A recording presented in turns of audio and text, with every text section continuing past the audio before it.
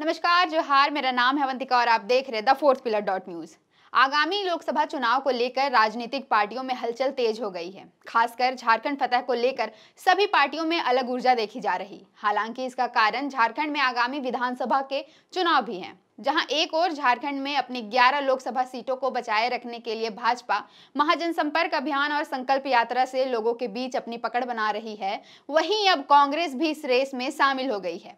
कांग्रेस आलाकमान ने बीते कल यानी 16 अगस्त को दिल्ली में अखिल भारतीय कांग्रेस कमेटी कार्यालय में झारखंड कांग्रेस की पॉलिटिकल अफेयर कमेटी की बैठक बुलाई।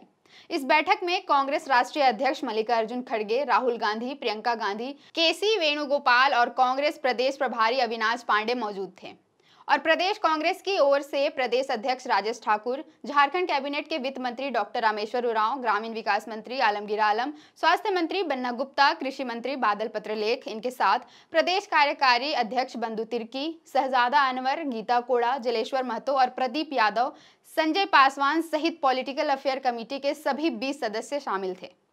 इस बैठक में आगामी चुनाव की रणनीतियों पर चर्चा की गई। बैठक में यह भी फैसला लिया गया कि आने वाले समय में कांग्रेस आलाकमान, राष्ट्रीय अध्यक्ष मल्लिकार्जुन खड़गे, कांग्रेस नेता राहुल गांधी और राष्ट्रीय सचिव प्रियंका गांधी झारखंड में चुनावी जनसभाओं को संबोधित करेंगे।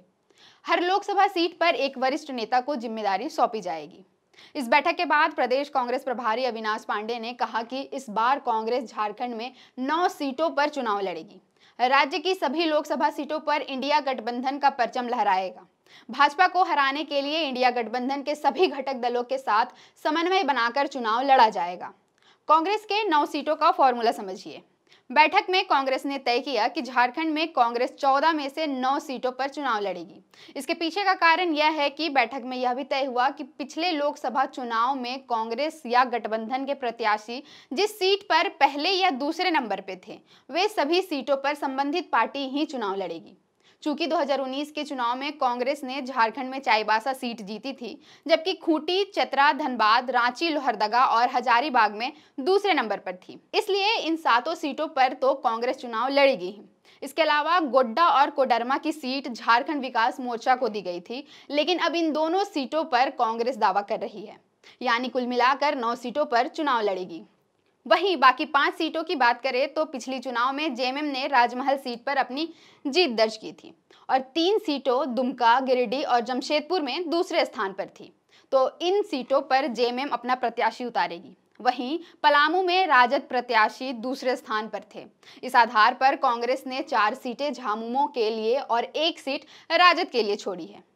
कांग्रेस की रणनीतियों के तहत झारखंड में संगठन के कार्यकर्ता और पदाधिकारी राज्य और जिला स्तर पर जन सुनवाई करेंगे। इसके तहत वे राज्य की गठबंधन सरकार के तहत चलाई जाने वाली विभिन्न योजनाओं का प्रचार प्रसार करेंगे। इसमें अगर किसी को परेशानी हो रही हो तो जन सुनवाई के माध्यम से उनकी मदद की जाएगी। वहीं चुनाव प्रचार के दौरान कार्यकर्ता गांव-गांव तक जाएंगे और सभी लोकसभा क्षेत्रों में जाकर वहां की जनता को केंद्र सरकार की गलत नीतियों के बारे में बताएंगे। अविनाश पांडे ने कहा कि झारखंड में कांग्रेस बीजेपी को मुंहतोड़ जवाब देने को पूरी तरह तैयार है।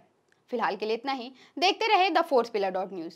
अगर आप चाहते हैं कि हमारे वीडियोस का नोटिफिकेशन आपको बिना देरी के मिलता रहे, तो आप इस चैनल को फॉलो और सब्सक्राइब जरूर कर लें। बाकी आप हमारे काम को लेकर कोई सुझाव हमें देना चाहते हो तो कमेंट बॉक्स में आप सादर आमंत्रित हैं। इसके अलावा हमारे वीडियोस आपको अलग अलग ठिकानों जैसे फेसबुक, इंस्टाग्राम, ट्विटर पर भी देखने को मिलेंगे, जिसके लिंक डिस्क्रिप्शन में डाल दिए गए हैं। शुक्रिया।